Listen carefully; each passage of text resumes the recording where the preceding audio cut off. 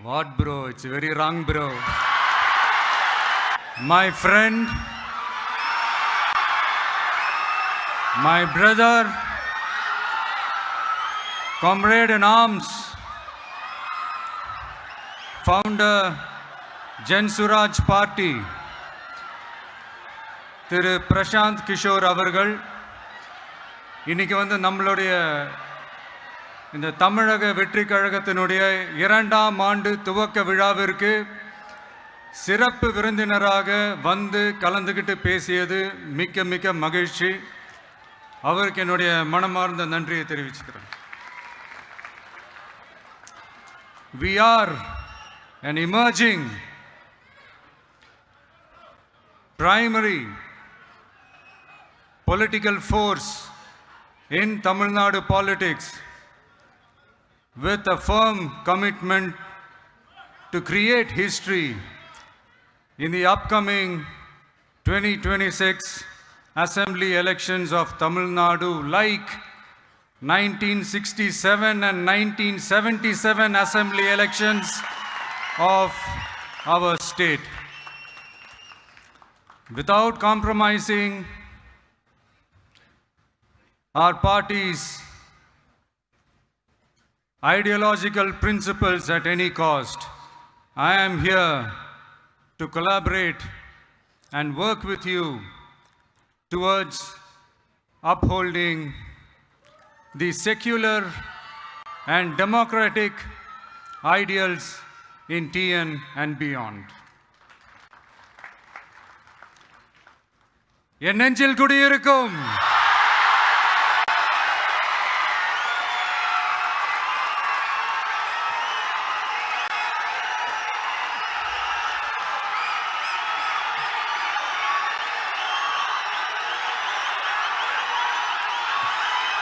என்னுடைய தோழர்கள், தோழிகள்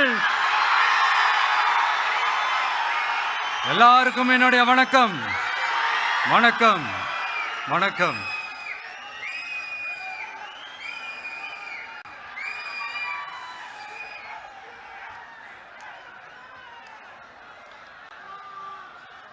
இந்த அரசியல்னாலே வேற லெவல் தான்ல.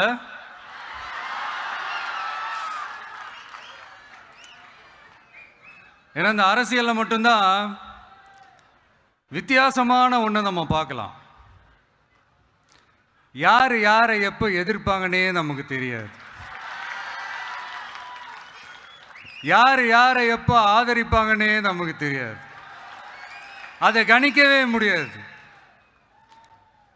அதனால தான் இந்த அரசியலில் மட்டும் முன்னாடியெல்லாம் சொல்லி நம்ம கேள்விப்பட்டிருப்போம், நிரந்தர நண்பனும் நிரந்தர எதிரியும் இல்லைன்னு சொல்லுவாங்க. அரசியலுக்கு யார் வேணாலும் வரலாம், அது ஒரு ஜனநாயக உரிமைன்னு சொல்லுவாங்க. ஆனால் மக்களுக்கு ரொம்ப ரொம்ப பிடிச்சி போன ஒருத்தன் அரசியலுக்கு வரான்னா அதை கண்டிப்பாக நல்லவங்க எல்லாம் வரவேற்பாங்க. ஆனால் ஒரு சில இந்த அதிகார இல்லை அது வேணாம், ஒரு சில பேருக்கு மட்டும் கொஞ்சம் எரிச்சல் வரத்தானே செய்யும். அது இருக்கும் தானே. என்னடா இவன் திடீர்னு ஒருத்தன் என்ட்ரி கொடுத்துட்டானே, இது வரைக்கும் நாம சொன்ன பொய்யெல்லாம் நம்பிக்கிட்டு மக்கள் நமக்கு ஓட்டு போட்டுக்கிட்டு இருந்தாங்களே. ஆனா இப்ப இவன் சொல்றதெல்லாம் பார்த்தா மக்கள் மனசுக்கு ரொம்ப நெருக்கமா வேற இருக்குது. அதுவே நமக்கு ஒரு பெரிய நெருக்கடியாகவும் இருக்குது. இவனை என்ன பண்ணலாம், என்ன செய்யலாம், எப்படி இவனை இது பண்ணலாம், க்ளோஸ் பண்ணலாம்.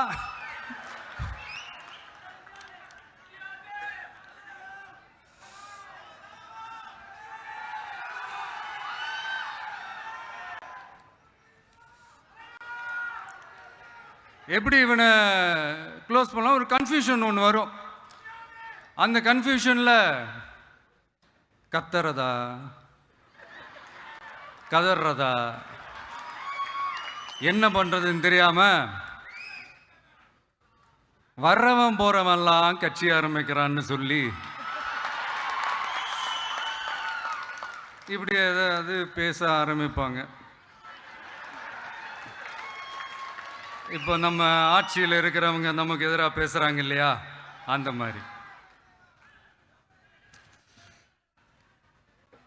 இப்படிப்பட்ட ஒரு அரசியல் காலத்தில் கொஞ்சம் கூட ஒரு பயம் இல்லாமல், ஒரு பதட்டம் இல்லாமல், வர்ற எதிர்ப்புகள் எல்லாத்தையும் சும்மா லெஃப்ட் ஹேண்டில் டீல் பண்ணிக்கிட்டு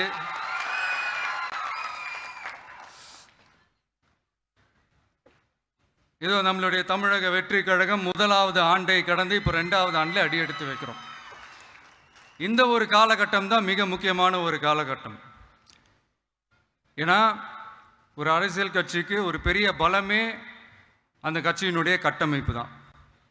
அதுதான் அந்த கட்சியினுடைய ஒரு வேறு மாதிரி, ஒரு அடிப்படை பலமே அதுதான். ஒரு ஆலமரம் மாதிரி ஒரு கட்சி ஒன்று வளரணும்னா அதுக்கான அந்த வேர்களும் விழுதுகளும் ஸ்ட்ராங்காக இருக்கணும் இல்லையா? அப்படிதான் நம்மளுடைய இந்த அமைப்பை பலப்படுத்துகிற ஒரு வேலையை தான் இப்போ நம்ம செஞ்சுக்கிட்டு இருக்கிறோம். தமிழ்நாடு முழுக்க மாவட்ட நிர்வாகிகள் எல்லாரையும் தேர்ந்தெடுத்து அறிவிச்சிட்ருக்கிறோம். இந்த நேரத்தில் நம்ம மேலே ஒரு கம்ப்ளைண்ட், அது என்னன்னா, அதுதான் எனக்கும் புரியல.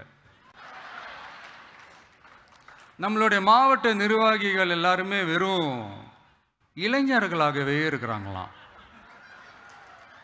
ஏன் இருந்தா என்ன?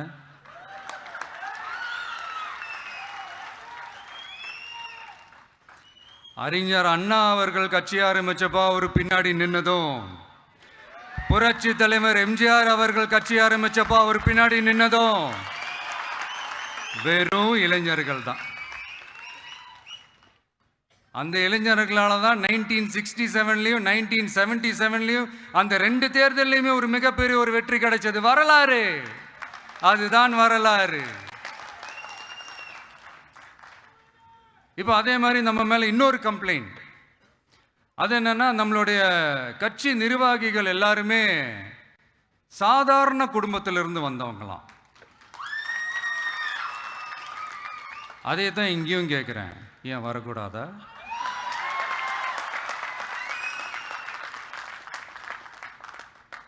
சாதாரண குடும்பத்திலிருந்து வந்தவங்க தான் பெருசு பெருசாக சாதிச்சிருக்கிறாங்க. இன்னும் சொல்ல போனா நம்மளுடைய கட்சி எளிய மக்களுக்கான கட்சி தானே. அப்படி இருக்கும்போது நம்மளுடைய கட்சி நிர்வாகிகளும் எளிய குடும்பத்தை சேர்ந்தவங்களா தான் இருப்பாங்க. நம்மளுடைய கட்சி ஒன்றும் பண்ணையாறுகளுக்கான கட்சி கிடையாதுல்ல.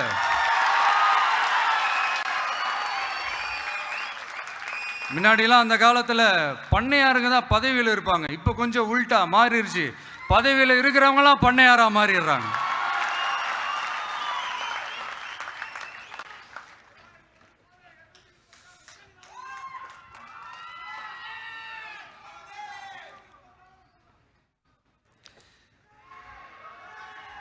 மக்களுடைய நலனை பற்றியோ, நாட்டோட நலனை பற்றியோ, வளர்ச்சிகளை பற்றியோ எதை பற்றியும் கவலைப்படாமல் பணம் பணம் பணம், எந்தெந்த வழிகளில் எந்தெந்த ரூட்லலாம்.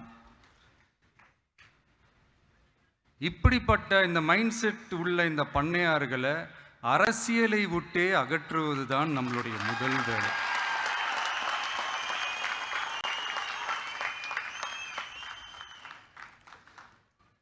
அதை ஜனநாயக முறைப்படி நம்ம செய்கிறதுக்கு தான் 2026 தேர்தலை நம்ம சந்திக்க போகிறோம். அந்த தேர்தலை சந்திக்க ரொம்ப ரொம்ப முக்கியமான விஷயம் பூத் லெவல் ஏஜென்ட்ஸ், BLA அப்படின்னு சொல்லுவாங்க. அது ரொம்ப ரொம்ப முக்கியம்.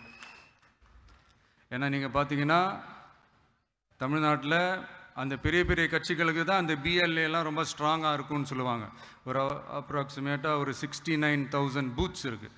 அது எல்லாத்துக்குமே பூத் ஏஜென்ட்ஸாக நம்மளுடைய கட்சி தோழர்களை தான் நியமிக்க போகிறோம்.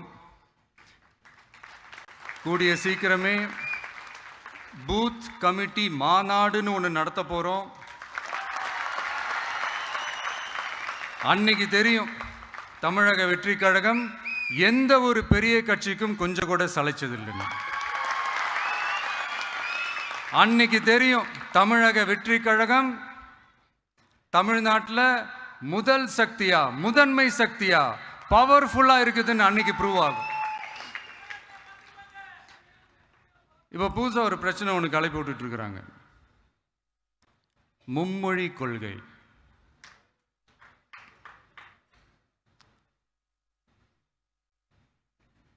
அதாவது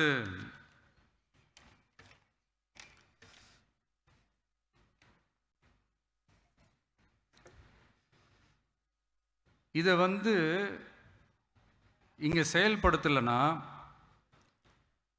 இந்த கல்விக்கான நிதியை நம்மளுடைய மாநில அரசுக்கு கொடுக்க மாட்டாங்களாம். இந்த எல்கேஜி யூகேஜி பசங்க சண்டை போட்டுப்பாங்க தெரியுமா, அந்த மாதிரி கொடுக்க வேண்டியது அவங்களோட கடமை, இங்கே இவங்க வாங்க வேண்டியது இவங்களுடைய உரிமை. ஆனால் இவங்க ரெண்டு பேரும் இங்கே எவ்வளோ சீரியஸாக ஒரு பிரச்சனை ஓடிட்டு இருக்கு. இவங்க ரெண்டு பேரும் அதாங்க நம்ம பாசிசமும் நம்ம பாயாசமும், அதான் நம்ம அரசியல் இனிமையும் கொள்கை இனிமையும். ரெண்டு பேரும் என்ன பண்ணுறாங்கன்னா, ரெண்டு பேரும் பேசி வச்சுக்கிட்டு இந்த செட்டிங்லாம் பண்ணி வச்சுக்கிட்டு மாற்றி மாற்றி சோஷியல் மீடியாவில் ஹேஷ்டாக் போட்டு விளையாட்டுருக்குறாங்க.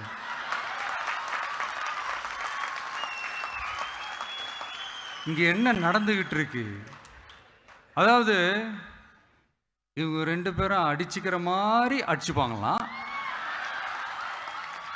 அதை நாங்கள் நம்பணுமா, மக்கள் நம்பணுமா? What bro, it's very wrong bro.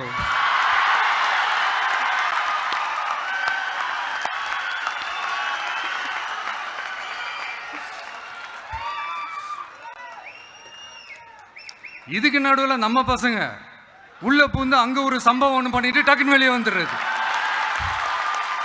TV K for TN அப்படின்னு சொல்லி. யார் சார் நீங்களா, எங்க சார் இருக்கிறீங்க? ஸ்லீப்பர் செல்ஸ் மாதிரி.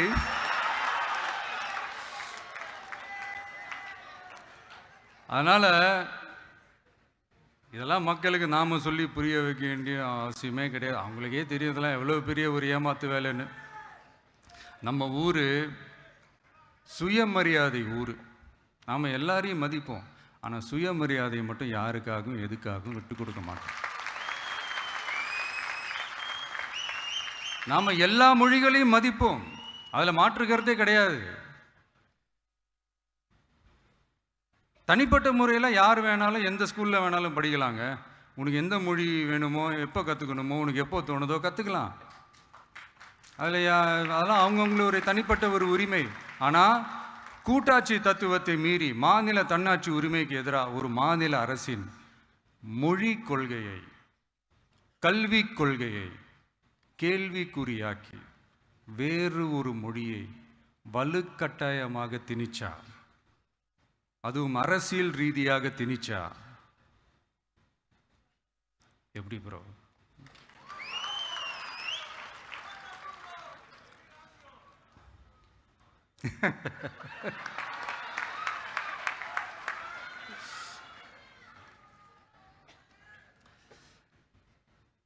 அதனால் நம்மளுடைய தமிழக வெற்றி கழகம் சார்பாக நாமளும் இந்த பொய் பிரச்சாரங்களை எல்லாம் புறம் தள்ளிவிட்டு இதை நாங்கள் உறுதியாக எதிர்ப்போம்.